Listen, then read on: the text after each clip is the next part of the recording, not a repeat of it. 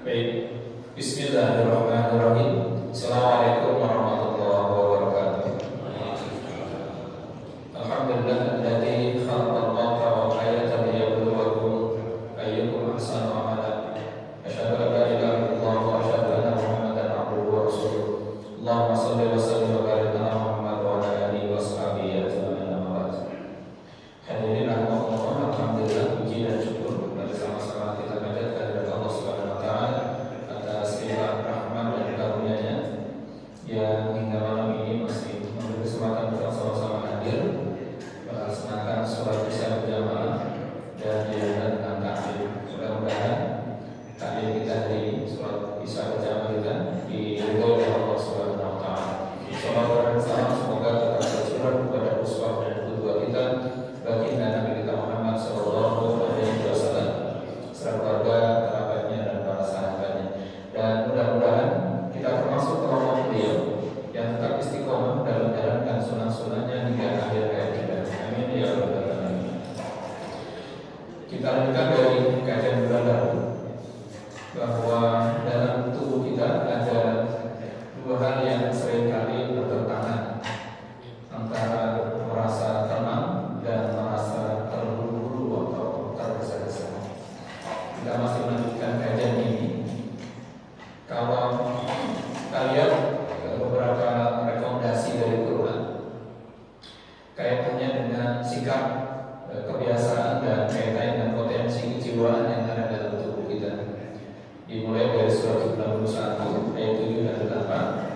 Ini sering kita bahas ini sebagai marji utama kita dalam ayat ini, sebagai fondasi dasar kajian kita ketika berbicara masalah jiwa. Jadi sumber ketenangan dan ketegasaan dalam jiwa kita manusia berawal dari surat As-Sam ayat 7 dan 8. A'udzubillahi minasyaitonirrajim. Wa naqsi wa masawaha falhamaha fujuraha wa taqwaha. Ketika Allah sempurnakan jiwa kita, maka diberikan kecenderungan atau ditiupkan insting, kalau dalam bahasa akademisnya.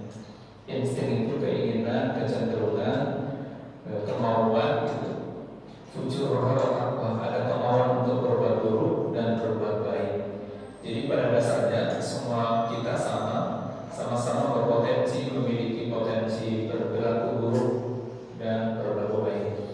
Nah, dulu pernah kita bahas dari turunan ayat ini banyak yang menjelaskan dalam Quran, tetapi kita masih mencoba ulang di surat yang ke-21 ayat yang ke-37. A'udzubillahi minasyaitonirrajim. Khuliqal insanu min 'ajal. Khuliqa, sungguh manusia itu diciptakan, al-insan yang manusia min dari al-ajal, memiliki kecenderungan untuk bersifat tergesa-gesa. Nah, ayat ini dijelaskan oleh hadis, dan hadis ini disahihkan, dihasankan oleh Syekh Al-Albani dalam Sahih Jami di nomor hadis 3011. At-ta'ani min Allah wal 'ajalatu min asy-syaitan. Jadi ketenangan itu dari Allah dan terburu-buru itu dari setan. Nah, ayat ini kaitannya surat Al-Anbiya ayat 37. Khuliqal insanu min 'ajal. Jadi ternyata dalam tubuh kita ini memang semua sama memiliki potensi kecenderungan untuk terburu-buru, tergesa-gesa. Ya, maka hal ini dijelaskan oleh Quran, oleh hadis Nabi SAW. At-ta'ani min Allah, ketenangan itu datang dari Allah, wal ajalatu, dan tergesa-gesa itu dari syaitan. Jadi hadis ini riwayat Imam Baihaqi ya, dalam kitab Sunan Kubra jilid yang ke-10 pada halaman 104. Jadi kitab ini Sunan Kubra itu ada 12 jilid. Hadis ini ada di jilid yang ke-10-nya. Ya, kalau mungkin di sini belum ada ya, kita kayak dulu juga ambil referensi Pak ya. Ada 12 jilid yang masih berbahasa Arab, ada yang terjemahnya kisaran itu juga ya. Nah, hadis ini menjelaskan tadi surat Al-Anbiya bahwa siapapun kita, mau yang tua, yang muda, yang suka sepeda atau tidak suka sepeda, yang suka goes atau tidak goes, gitu. Semua sama potensinya. Yang ngaji maksudnya yang tidak ngaji, yang sholat atau tidak sholat, sama potensinya. Khuliqal insana min 'ajal. Seluruh manusia dalam tubuhnya itu ditanamkan kecenderungan untuk terburu-buru. Tentu ini secara umum ya sifatnya. Nah, maka tadi ini potensinya kemudian dijelaskan oleh hadis, wala ajalatu minasyaitan. Keterburu-buruan itu dari syaitan. Kalau tubuhnya sudah ada potensi, kemudian ada yang membisiki, ada yang memprovokasi, ada yang memberikan rangsangan, gitu ya. Nah, tema kita hari ini menjelaskan hadis tadi. At-ta'ani minallah wal ajalatu minasyaitan. Ketenangan datang dari Allah dan terburu-buru dari setan. Jadi kita coba lihat bagaimana sumber ketenangan itu sebenarnya. Ya, sekali lagi hadis ini tadi kalau diriwayatkan Imam Al-Baihaqi itu menjelaskan tentang hadis ini, tapi kemudian dihasankan oleh Al-Albani di nomor hadis 3011. At-ta'ani min Allah. Ketenangan itu adalah dari Allah. Jadi sumber ketenangan itu dari Allah, maka kita tugasnya Bapak Ibu adalah bagaimana mencari ketenangan dan menghindari ketergesa-gesaan. Ya, jadi perlu pernah kita bahas juga ayat ini. Apa dalilnya hadis ini? Jadi kalau tadi di atas sudah hadis ini bisa dipertanggungjawabkan hasanannya, kalau tidak sampai sore tapi dia sampai hasan. Hadis ini menjelaskan sumber dalam diri kita, ada sumber ketenangan dan sumber keterburu-buruan. Nah, sumber ketenangan dijelaskan oleh ayat. Jadi kalau dalam tafsir ada munasabah ayatnya. Ayat 1 dijelaskan oleh ayat lain diperkuat oleh hadis. Ya, jadi dalam tafsir itu ada ayat dengan ayat, ada ayat dengan hadis. Jadi ayat tadi surah 31 dijelaskan oleh hadis tentang al-ajalah, yaitu sifat terburu-buru, tergesa-gesa. Nah, ternyata tergesa-gesa itu memang sudah ada potensinya, kemudian dirangsang oleh setan. Ya, al-ajalatu minasyaitan. Maka daya rangsangan itu dalam bentuk bisikan. Maka di surat An-Nas ayat 5 dan 6, alladzi yuwaswisu fi sudurin nas minal jinnati. Jadi berikan bisikan-bisikan itu mengeluarkan dari sini tentang al-ajalah. Jadi al-ajalah itu artinya adalah al-ajal, terburu-buru, tergesa-gesa. Itu memang dari bisikan setan. Baik, kita akan bahas sumber ketenangan dari Allah Subhanahu wa taala. Tadi ya, Ibu bisa buka ayatnya. Jadi sumber ketenangan itu satu di surat yang ke-48 ayat yang ke-4. Ya, jadi sumber ketenangan dalilnya surat ke-48 ayat yang ke-4. Waladzi anzala sakinata fi qulubil mu'minin. Dialah Allah yang telah menurunkan. Kalau dilihat dari gramatika bahasanya, mufradah ayatnya, waladzi dia Allah alladzi yang telah anzala. Fi'ilnya kata kerja yang sudah lampau, fi'il madhi. Jadi kalau menggunakan yang zilu berarti akan, tapi kalau anzala artinya sudah fi'il madhi, kata kerja sudah lampau, maknanya sudah diturunkan sebelumnya. Maka waladzi anzala sakinata fi qulubil mu'minin. Dialah Allah yang telah menurunkan ketenangan di qalbu orang-orang yang beriman. Artinya kalau tadi hadis menerangkan at-ta'ani min Allah, ketenangan datang dari Allah, karena memang dijelaskan oleh Quran surat ke-48 ayat ke-4. Namanya surat Al-Fath. Hafal nama suratnya ya? Semoga hafal. Jadi surat pertama namanya surat Al-Fath ayat ke-4-nya. Dialah Allah yang telah menurunkan ketenangan di hati, di qalbu, di jiwa orang-orang beriman. Kemudian lihat dadu iman. Dari tenang itu imannya makin naik. Ya, lihat jadu imana ma imanihim. Jadi dengan ketenangan itu imannya menjadi naik. Jadi kalau dalam terang psikologi begini, apa kaitannya antara sumber ketenangan dengan kebahagiaan dan obat?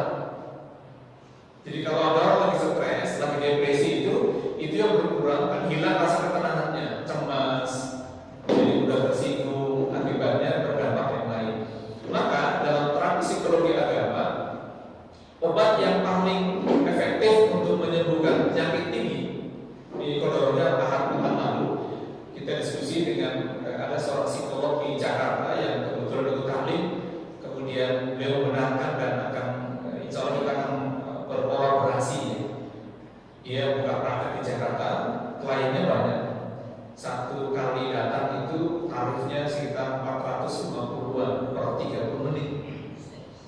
dan itu ternyata banyak kliennya di Jakarta, gitu ya. Begitu ketemu, kata dia, kok apa yang saya pelajari selama ini itu ada dalam Quran. Maka kemudian lama berdiskusi dan kita akan kolaborasi. Tapi saya tidak minta tarif sama saya gitu ya. Saya bilang kalau dia turun tarifnya karena banyaknya stres dan tadi. Nah kalau orang kata dia memang dalam psikologi itu untuk mengobati penyakit apa tadi ya, kegelisahan, kecemasan, terburu-buru dan sebagainya itu para psikolog itu tidak menganjurkan obat gitu. Kalau bapak datang ke psikiater, ibu ke psikiater, pasti rekomendasi obat. Stres, depresi, dikasih obat. Dan para psikolog sebenarnya sangat tidak merekomendasikan. Mengapa? Karena obat itu larinya ke fisik dan itu akan pasti menjalar ke yang lain. Jadi perbedaannya antara psikolog dengan psikiater di sini. Kalau kami para psikolog itu yang belajar di psikologi itu bagaimana cara menyembuhkan sesuatu penyakit tanpa obat. Tapi kalau sudah masuk klinis, memang ke psikiater. Nah, maka kalau psikiater rekomendasinya itu selalu dengan obat. Karena biasanya kalau psikiater basicnya dokter, maka akhirnya sedikit ya, sering kali selalu dengan obat. Nah kalau psikolog tidak, psikolog itu mengajak ngobrol, mencari sumber penyakitnya sendiri. Maka terapi yang digunakan dalam Islam itu luar biasa efektifnya. Ya maka para psikolog hari ini itu sudah beramai-ramai bagaimana mempelajari Al-Quran. Karena ternyata di Al-Quran sumber psikologinya luar biasa ya.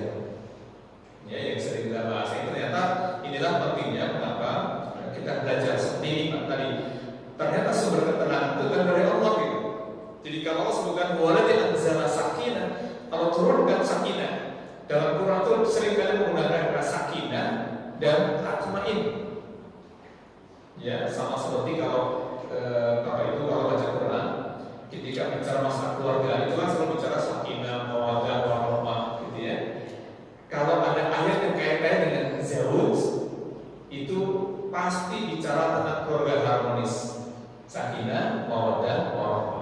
Tapi nanti kalau bicara yang lain, itu usyrah itu biasanya menggambarkan keluarga yang tidak bahagia, seperti keluarga Nabi Lut, keluarga Nabi Nuh, keluarga Nabi yang tidak bahagia hidupnya, yang tidak harmonis.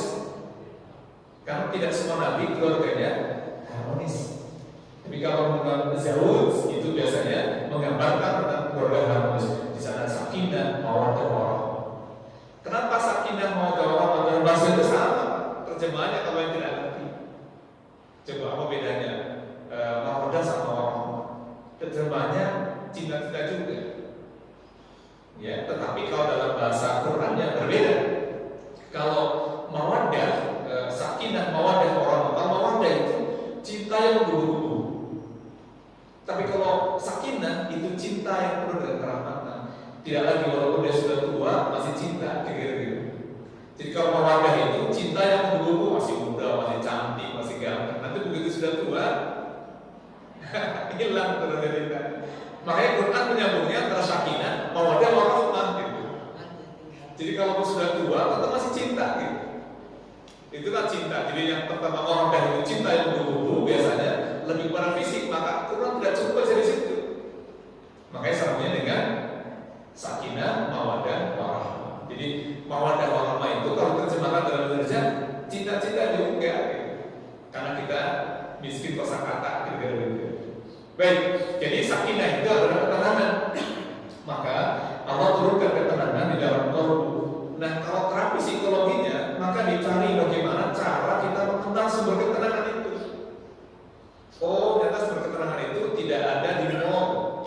Karena ada orang yang dengan stres itu jalan-jalan ke mall gitu.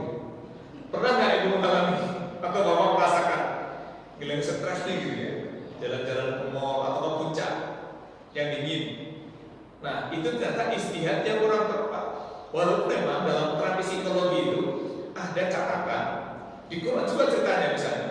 Itu kisahnya pada kisah Maryam. Di surat Maryam surat ke-19 ayat ke-22 sampai dengan 26. kisah tentang Ibunda Maryam yang sedang mengalami tekanan fisik dan psikis. Dulu pernah kita bahas itu soal ibu-ibu di surat ke-19 dari 22 sampai dengan 26. Kisah tentang Maryam yang ketika itu sedang hamil, nggak punya suami. Wah, normal ya. Ini cobaan beliau. Sekaligus membantah teori-teori yang berkembang bahwa tidak selalu punya anak harus punya suami, tapi jangan sekarang maksudnya gitu ya, kalau sekarang tuh gitu. Nah, Maryam itu mengalami itu gitu. Nah, begitu hamil, muncul cibiran masyarakat. Maka beliau makan kosia. Beliau mencari makan makanan kosia, tempat yang jauh. Artinya jalan-jalan pergi dari rumah beliau, pergi tempat yang ini kan kita mau melahirkan, perginya ke rumah sakit. Kemana perginya? Ke sebuah bukit, di situ ada pohon kurma. Maka kisahnya begitu makanan kosia, beliau kemudian nakhlah berdiri duduk di bawah bersandar di bawah pohon kurma. Ya, itu diceritakan di surat ke-19 dari mulai ayat 32 sampai dengan 26. Ibu bisa lihat kisahnya. Namanya kisah tentang Maryam, di surat Maryam juga. Maka begitu Maryam melahirkan di bawah nakhlah, kemudian dia mengeluh dengan bahasa depresi kalau dalam bahasa hari ini. Dengan kata-kata mitun qabla hada. Coba aku mati sebelum ini. Ini kan kata-kata depresi dalam psikologi, ungkapan penyesalan, ungkapan kesedihan yang berlebihan. Bayangkan mau melahirkan, tidak ke rumah sakit, nggak ada temennya bantuin, melahirkan gitu ya. Beliau berjalan setelah lelah, lalu dudukan dari bawah pohon kurma. Begitu sedang dalam kondisi sedih, merasakan sakit, mau kontraksi, mau melahirkan. Ini kalau para bapak kan ngerasain, ibu yang ngerasain lah, kontraksi melahirkan, kemudian turun malaikat Jibril. Apa katanya? Ala tahzani. Maryam, kamu jangan sedih. Nih Bu, kalau dalam psikologi ya, orang sedih kenapa tidak boleh berlebihan? Karena bisa menjadi munculnya penyakit depresi namanya. Makanya dulu kalau disedih itu dibawa enjoy gitu ya, dibawa santai. Kalau nggak dibawa taklim, nggak hilang. Jadi sedih betul-betul nggak boleh, bahaya. Maka ketika Maryam lagi kondisi sedih itu, sedih, takut, kecewa, cemas, sakit karena melahirkan, maka turun malaikat Jibril. Ala tahzani, qad ja'alta tahisyan. Maryam, kamu jangan sedih. Itu Allah sudah membuatkan anak sunyi di bawah kakimu. Jadi beliau duduk merenung sambil merasakan sakitnya melahirkan. Malaikat Jibril turun, Maryam, jangan bersedih. Dalam psikologi ini sugesti, Pak. Makanya mengapa kita perlu punya sahabat kalau sedih itu dihibur gitu. Nah, Maryam pun demikian ada dihibur, tapi karena beliau orang pilihan yang hiburnya malaikat. Nah, kalau kita sama hibur, ibunya justru malah provokasi, udah bunuh diri aja. Maka belum lama ibu bapak mendengar berita ada seorang ibu yang bunuh diri, sebelum bunuh diri dia bunuh anaknya dulu. Nauzubillah. Belum lama kejadian. Ya, jadi mengeluh dengan keluhannya, maka dia merekam videonya sebelum bunuh diri. Nauzubillah. Jadi dia membunuh anaknya dua, diracun, kemudian dia juga bunuh diri dan merekam videonya. Nauzubillah. Nah, ini kan karena lagi sedih tadi, yang bisikin setan kira-kira gitu. Kan kalau orang beriman yang bisikin malaikat kayak tadi ya, Maryam bisikin malaikat. Malaikat Jibril yang turun kan. Ala tahzani, Maryam, kamu jangan sedih. Nah, inilah perlunya mencari sumber ketenangan. Maka Allah turunkan sakinah fi qulubil mu'minin. Allah turunkan ketenangan di kalbu, di jiwa, di hati orang-orang yang beriman. Bagaimana biar turun? Di surat ke-13 ayat 28 diceritain tuh. Ya, di surat 13 ayat 28 yang sampingnya, alladzina amanu wa tatma'innu qulubuhum bi dzikrillah. Ala bi dzikrillah tatma'innul qulub. Lihat kedua ayat ini memiliki kata yang berbeda, tapi maknanya sama dalam bahasa Indonesia. Yang pertama sakinah. Yang kedua tatma'in. Inilah keluasan bahasa Arab luar biasa. Jadi satu kata dalam bahasa Indonesia itu maknanya bisa banyak berbahasa Arab. Maka yang satu lagi yang di surat 48 ayat 4 menggunakan kata sakinah, tapi di surat ke-13 ayat 28 menggunakan kalimat tatma'in. Ya, jadi alladzina amanu wa tatma'innu qulubuhum, orang-orang beriman, qalbu mereka, hati mereka menjadi tenang. Dengan apa? Di bawah zikir.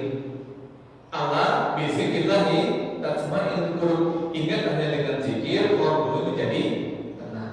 Jadi Ibu, di satu sisi Allah turunkan ketenangan di hati orang beriman. Caranya bagaimana? Dengan zikir. Nah, zikir seperti apa? Zikirnya tidak hanya baca tasbih, tahlil dengan lisan, tetapi zikirnya satu dengan lisan, dua diyakini dalam hati, tiga dipraktekkan dalam kehidupan. Apa prakteknya? Prakteknya rajin ibadah, prakteknya banyak bersyukur, prakteknya berbaik kepada orang lain.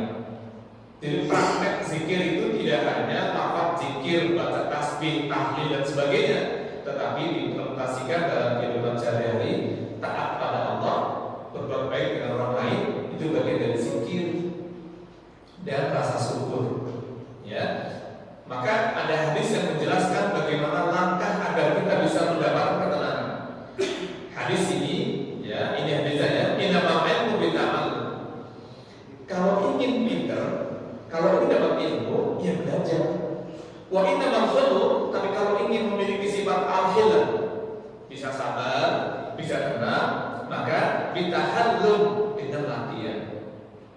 Maka tadi ya latihan kita, ya sering kita bahas ini sebenarnya latihan kita berusaha sabar, ibadahnya dijaga betul, ya banyakkan zikir, baik zikir yang secara lisan maupun zikir yang ada dalam qalbu kita. Ini terutama para ibu yang tadi mengapa ada ayat yang khusus bicara tentang ibu-ibu diwakili oleh Maryam. Subhanallah. Jadi kalau ada orang membandingkan problem yang berat, itu lebih berat mana problem ibu-ibu hari ini dengan Ibunda Maryam. Nah, tetapi dua hal yang berbeda tadi. Jadi Ibunda Maryam itu dibimbing oleh Allah oleh malaikat Jibril. Nah, kalau kita yang bisikin bukan malaikat, malah setan, gitu ya. Akibatnya jadi malah sabar, temperamental dan sebagainya. Baik, jadi ayat Quran sudah menjelaskan sumber keterangan datang dari Allah dan cara dengan berzikir. Di antara juga caranya adalah dengan latihan. Ini yang desainnya. Hadis ini banyak riwayatnya ini di beberapa hadis yang tentang latihan ini ada di As-Sahihah itu di nomor 342. Saya tadi menjadikan hadis ini. Jadi innamal ilmu bita'allum. Kalau ingin kita mendapatkan ilmu, ya belajar. Makanya ada ungkapan gitu ya yang belajar itu ya sepanjang hayat gitu ya. Tidak ada berhenti kata belajar kecuali ajar menjemput kita. Tentu ini bahwa belajar yang formal dan belajar yang informal dan informal. Jadi kalau taklim sendiri juga bagian dari belajar ya. Baik, jadi wa innamal khulu, tapi kalau ingin mendapatkan kita bisa tenang, kita bisa sabar, bitahallum, dengan latihan gitu ya. Maka mudah-mudahan kita bisa mempraktekkan ya, saya sendiri dan kita semua bisa mempraktekkan. Jadi kita tinggal mengambil sumber ketenangan itu. Allah sudah tentukan bahwa tenang itu nanti diturunkan di dalam hati. Ya, kita tenang ya kalau habis gajian rasanya tenang gitu ya.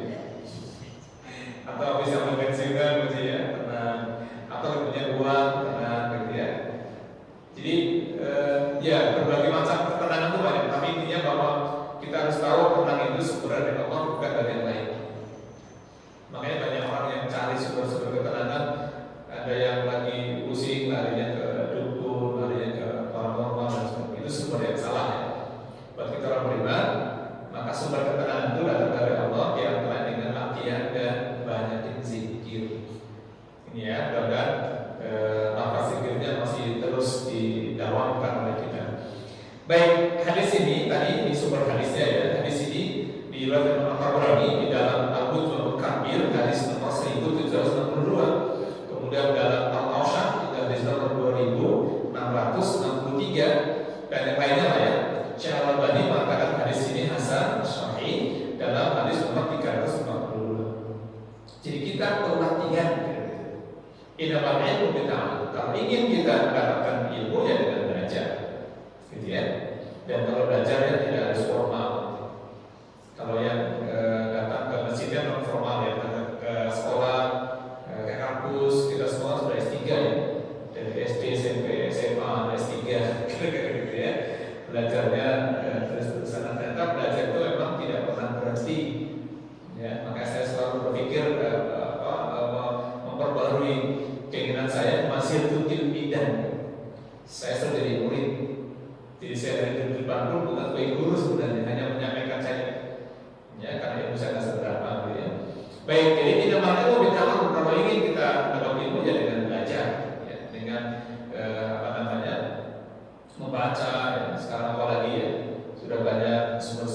kajian, kalaupun sibuk bisa pakai YouTube gitu ya.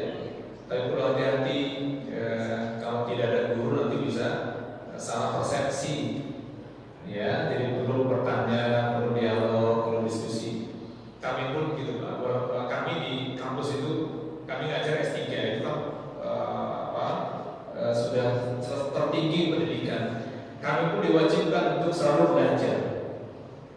Jadi dosen kami itu harus belajar terus, makanya setiap bulan itu ada diskusi antar lembaga, antar negara, itu diskusi setiap bulan itu ada diskusi untuk menambah wawasan kita. Bahwa ternyata emang perlu menambah wawasan. Baik Bapak Ibu, jadi sekali lagi sumber keterangan itu datang dari nanti kalau kita mendapatkan cobaan problem yang berat, ya kita harus berusaha maksimal gitu ya untuk berzikir. Masih ingat nggak kisah yang dulu pernah kita bahas? Jadi ada seorang nabi. Nabi ini merasa bosan dengan tugas dakwahnya, merasa kecewa dengan tugas dakwahnya. Jadi dia dakwah, tapi umatnya nggak mau ambil, cuek. Ingat ya, jadi Nabi ini kemudian pergi dalam kondisi marah, kecewa, gitu ya. Ini nggak mau dengerin umatnya diajak sholat, udah nggak mau, masjidnya kosong, tapi giliran yang lain penuh misalnya gitu ya. Ada azan dicuekin, gitu ya. Kalau giliran begitu, nah Nabi Yusuf pergi kemudian kecewa sambil wazunun ya, iddahaba dia pergi dengan dengan marah gitu ya. Jadi beliau marah pergi sambil melihat kaumnya pergi, kemudian diceritakan bahwa mungkin beliau berpikir kalau sudah pergi dari kampungnya itu aman. Nah ini kisahnya ada di surat Yunus ayat dalam surat Al-Anbiya ayat ke-87 ya. Wazunun iddahaba mukhadib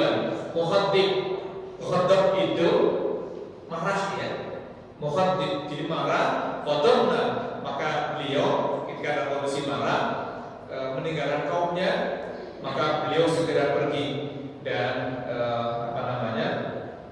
kemudian Allah hukum beliau ya dipersempit, disulitkan gitu.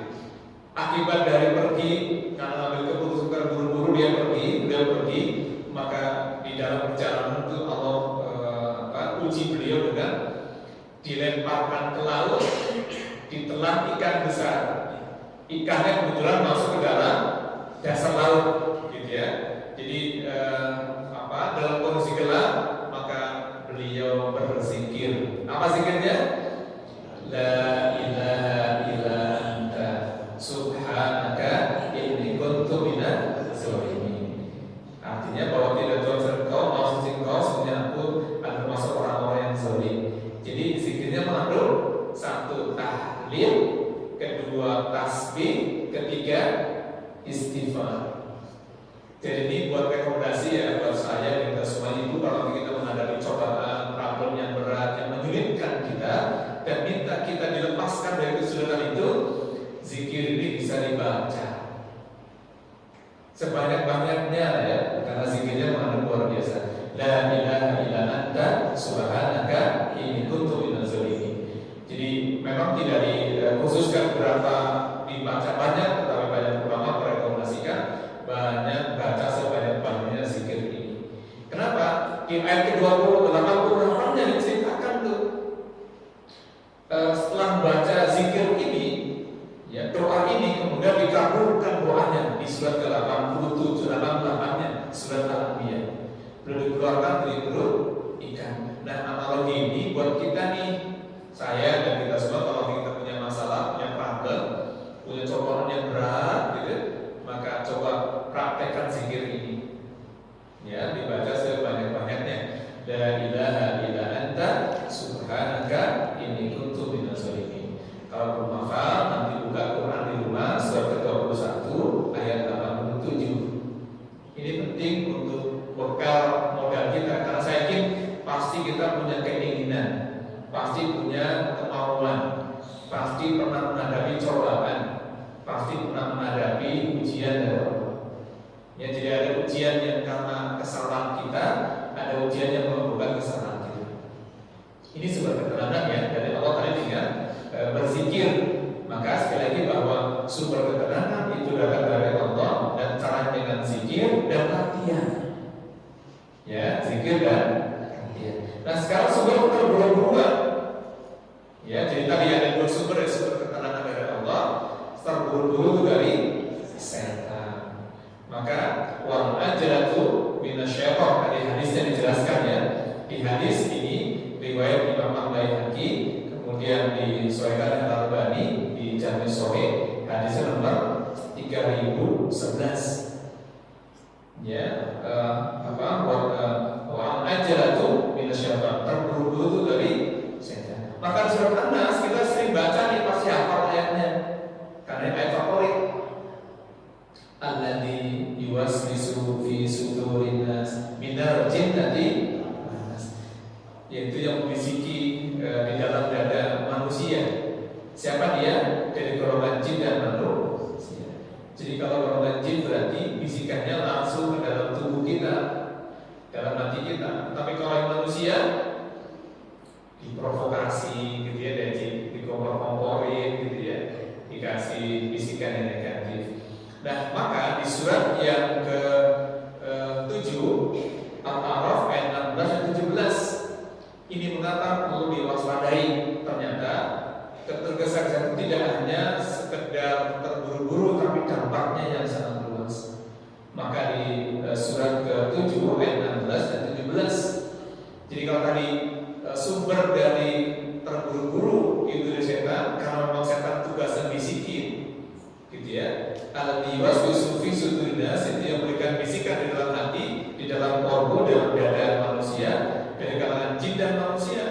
Maka ini menjelaskan atau menguatkan Quran surat ke-7 ayat 16 dan 17. Di surat ke-7 Al-A'raf ayat 16, qala fa bima akhwaytani, iblis menjawab ketika iblis sudah difatwakan, ditakdirkan jadi makhluk yang sesat, maka laudan lahum syiratal mustaqim. Karena dia sudah disesatkan, maka dia akan menghalangi manusia dari jalan yang lurus. Jadi Bapak Ibu, iblis itu tidak pernah membiarkan sedetik pun kita untuk tetap komitmen dalam ibadah. Makanya kenapa dalam sholat itu wajib membaca surat, membaca doa. Doanya dibaca minimal 17 kali doanya. Apa itu? Ihdina siratal mustaqim. Karena iblis sudah terjadi. Qala fa bima akhwaytani, iblis menjawab, laqudanna lahum syiratal mustaqim, kami akan goda manusia dari jalan yang lurus. Jadi enggak boleh kita lurus terus kata iblis. Nanti kalau manusia lurus terus, teman dia enggak ada di neraka gitu. Jadi iblis sekarang lagi nyari teman, nyari follower gitu ya, untuk masuk neraka jahanam. Nah, sebenarnya jadi di antara sumber mengapa kita sering terburu-buru ngambil sikap, ya, ngambil keputusan, ini kan bahaya, ya. Belum usai kasus tembak-tembakan di rumah polisi, ini ada tembak-tembakan, bukan tembakan gas, tembakan di lapangan sepak bola. Yang meninggal berapa sekarang? Ada yang bilang 200, ada yang bilang 100, sekian gitu ya. Tapi dia sudah terlalu, ini sudah sangat terlalu. Alhamdulillah ya. Mungkin terburu-buru ngambil sikap juga itu petugas. Kenapa nembakin gas air mata gitu, padahal dilarang. Nah udah gitu, pintunya kekunci, nah luar biasa. Takdir Allah memang, tapi ada urutan manusia di situ. Terburu-buru mengambil sikap karena dianggap mau merusak, ya maka disebut dengan semburan gas air mata. Alhamdulillah yang meninggal sangat banyak. Ada mungkin orang tuanya ingin nyenengin anaknya nonton bola, bapak ibunya meninggal, amin sehat, subhanallah. Ya jadi ini bagian dari terburu-buruan ya. Semoga mereka yang meninggal ya Allah SWT ya diberikan sabar bagi yang ditinggalkan. Tapi kita sangat prihatin di Indonesia ada kejadian yang sangat memilukan ini. Ya jadi nonton bola, kita bayangin kalau di stadion kita gimana itu dekat sini. Sahabat gak lain Jadi ternyata setan itu memang sangat senang godain kita biar terburu-buru tuh ambil sikap, terburu-buru tuh ambil keputusan, terburu-buru tuh ambil kebijakan. Kenapa? Karena pasti berdampak negatif dalam kehidupan. Ya kayak tadi ya, mungkin bertulasan ambil keputusan sudah sepotong mata, gitu ya. Akhirnya korbannya banyak. Alhamdulillah ya. Baik, nah bagaimana cara iblis godain kita ini penting Ibu. Di 17 ya, surat ke-7 ayat 17. Tsumma laqiyahum min baini aydihim wa min khalfihim. Kemudian tadi menggoda mereka, kita ini digoda dari iblis, dari depan kita, dari belakangnya, dari kanan dan dari kiri kita. Untuk apa digoda? Agar kita bisa menjadi temannya nanti di neraka jahanam. Alhamdulillah ya. Jadi kesimpulannya bahwa dalam tubuh kita itu sudah ditanamkan potensi untuk berperilaku terburu-buru. Jadi ketenangan dan ketergesa-gesaan sesuatu yang sudah ada dalam diri kita. Maka mana yang lebih dominan? Ya, membersamai kehidupan kita, mau dominan yang terburu-buru atau dominan yang tenang? Ya, semoga kita yang tenang ya, semakin tua hidupnya semakin tenang. Ya, walaupun uangnya banyak tetap tenang. Gitu ya. Ya, walaupun di rumah merasa cukup tetap tenang, gitu ya. Maka masih ingat ya doa yang Rasul sampaikan kepada kita. Allahumma inni as'aluka al-huda wa tuqa wal afafa wal ghina. Masih hafal ya? Masih. Apa artinya? Ya Allah, berikan kami selalu petunjuk-Mu, selalu dalam kondisi takwa, sehatkan jiwa kami dan berikan kami kekayaan. Jadi boleh kita kaya. Ya, wal ghina itu kaya, minimal kaya hati dan kaya iman, gitu ya. Orang kaya itu bukan hanya harta. Ya, karena kalau kaya tapi nggak tenang ya tidak akan bahagia. Maka kata Rasul, unzuru man fawqakum. Lihat kalau masalah dunia yang di bawah kalian. Wala tanzuru fawqakum. Jangan lihat di atasnya. Ini resep Rasul SAW. Jadi unzuru, lihatlah ya. Jadi man asfala minkum. Lihatlah dalam urusan dunia itu yang di bawah kita. Jadi misalnya kalau kita hari ini alhamdulillah bisa punya rumah di Perumnas, alhamdulillah walaupun banjir, bukan banjir lah, kadang-kadang air mampir gitu ya, tapi punya rumah sendiri. Ada yang tidak punya rumah, sudah rumah kebanjiran, bukan rumah sendiri misalnya. Nah kita selalu membayangkan yang kecil. Makanya kata Rasul, unzur man huwa di dalam fawqa. Jangan lihat yang di atas atau lihat yang di bawah. Jadi kalau masalah dunia, lihat yang ada di bawah kita. Secara ekonomi, kalau bukan rumah-rumah. Tapi kalau mau masalah akhirat, lihat ke atas. Ini bedanya. Jadi lihat masalah akhirat itu ada orang yang rajin ibadah, rajin punya ilmu, rajin ibadah, kita perlu iri gitu. Ya, jadi fokus itu melihat masalah dunia, itu masalah lihat ke bawah, tapi urusan akhirat itu lihat ke atas. Maka banyak ayat yang memberikan motivasi. Di Ali Imran ayat 133 misalnya, wasari'u ila maghfiratin min rabbikum, dan bersegera kalian menuju ampunan Allah. Ini kan motivasi bagi kita. Jadi kalau ada orang berilmu, rajin ibadah, kita perlu iri.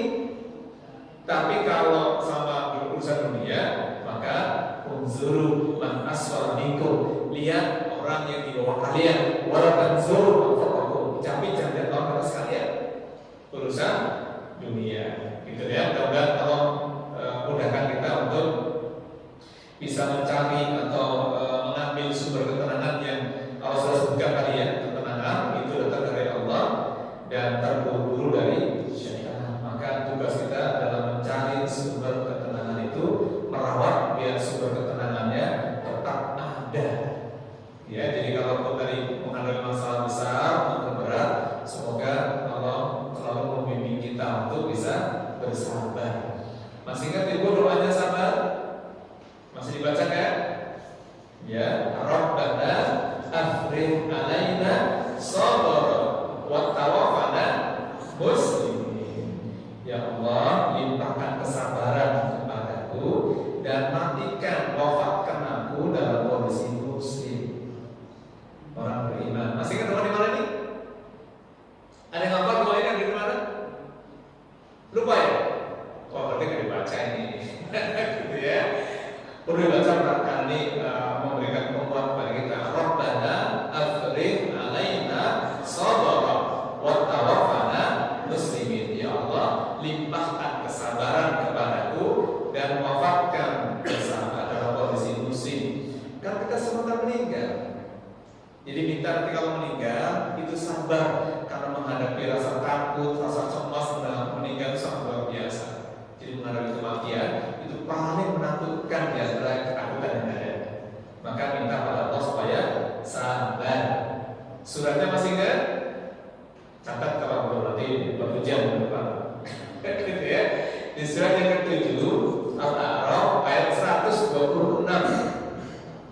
Ya, itu catat nanti hafalan 50 soalnya. Di akhir doanya dari surat ini. Ya, surat ke-7 ayat 126. Rabbana afrih alaina sabra wa tawaffana muslimin. Ya Allah, limpahkan kesabaran dan wafatkan dalam kondisi mukmin, beriman. Ya, karena kita tidak tahu nih siapa setelah kemarin Pak Haji Sarno sudah, siapa lagi nanti siapa giliran Yesus, kita saling doakan. Ya, jadi kalau nanti saya belakangan, Pak Soeharto duluan, saya doakan. Kalau Pak Soeharto duluan, saya belakangan, saya doakan. Kita saling doakan ya, Pak Soeharto ya. Kita semangat saling doakan. Ya, insya Allah kita akan ketemu nanti ada kapling tersedia, kapling amanah itu ya. Jadi semoga di surga ada kapling amanah. Ketemu Pak Yesus, oh kemarin dari salam bareng, gitu ya. Pak Yesus ketemu, salam membangunkan kapling kita bersama nanti di surga ya Allah Subhanahu wa Ta'ala. Amin. Baik, ini yang bisa kita bahas pada hari ini. Jadi sumber ketenangan sekali lagi dari Allah. Jadi kalau nanti kita lagi gelisah, lagi cemas, lagi terburu-buru, maka segera berzikir, ya istighfar, berzikir pada Allah Subhanahu wa Ta'ala. Tapi perlu latihan dalam keseharian. Latihan untuk bisa tenang itu tidak mudah, tapi pakai proses. Di antara latihan yang penting, saya sering sampaikan ini buat pengingat saya sendiri ya. Latihannya satu, bangun malamnya dirutinkan, bangun malamnya dijaga. Kemudian menjelang adzan subuh baca istighfar. Masih ingat ya? Kemudian kalau bisa pagi itu ke masjidnya yang laki-laki bawa infak untuk terbuka. Ini perintah Quran misalnya. Masih ingat suratnya ini? Amalan harian yang kalau bisa jangan dilupakan. Karena ini amalan menghuni surga. Ya, di surat ke-51 masih ingat? Surat 51 nomor surat Az-Zariyat dari 15 sampai dengan 19. Innal muttaqina fi jannati wa 'uyun akhidina ma lahum innahu kanu wa dzalika muhsinin kanu qalilan min al-layli ma yahja'un wa bil ashari yastaghfirun wa fi amri kulli wal mahrum. Jadi sebenarnya ada amalannya. Pertama, berusaha tidak orang baik. Kedua, sholat malamnya dijaga. Ketiga, istighfar menjelang adzan subuh dan sedekah. Nah, gitu ya. Jadi ini bagian dari latihan sebenarnya. Jadi kalau kata Rasul tadi hadisnya, innamal ilmu bita'allum wa innamal hulum bitahallum.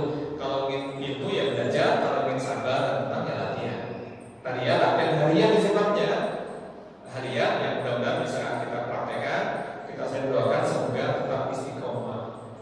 Ya, walaupun tidak empat-empatnya minimal satu.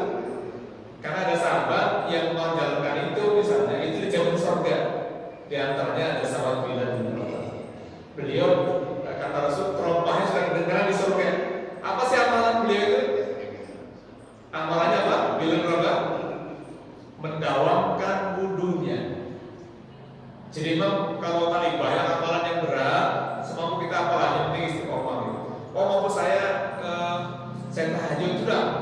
Bismillah tahajud itu praktekkan betul. Oh saya mau punya infak sehari 100 perak, lakukan itu. Harapannya istiqomah itulah yang bisa menjadikan penolong kita nanti wasilah atau turunkan keberkahan. Gitu ya. Saya mendoakan ya Ibu ya. Ini ya ketenangan itu karena Allah nanti kalau udah lagi stres, lagi banyak masalah, lagi pusing dan sebagainya, maka ingat sumber ketenangan dari Allah. Dan Allah langsung menurunkan itu di hati, di kalbu, ya, tidak diturunkan di mana-mana ya. Maka banyak orang kaya yang stres, jabatan tinggi stres. Kenapa? Karena dicabut sumber ketenangannya. Mendingan kita duitnya banyak tapi tenang. Gitu ya. Daripada nggak ada uang, banyak utang, mau ibadah, nyungsep hidupnya. Sama ya. Baik, sampai sini ada yang mau tanyakan? Pas ya? Alhamdulillah, pas. Terima kasih Bapak Ibu semuanya. Semoga Allah mudahkan kita memahami ilmu Allah yang ada dalam Quran dan hadis yang tadi kita baca. Semoga Allah mudahkan kita memahami dan bisa praktekkan dalam kehidupan kita sehari-hari. Mari kita akhiri dengan doa. Idris, subhanaka Allahumma wa bihamdika asyhadu an la ilaha illa anta astaghfiruka wa atubu ilaik. Terima kasih. Assalamualaikum.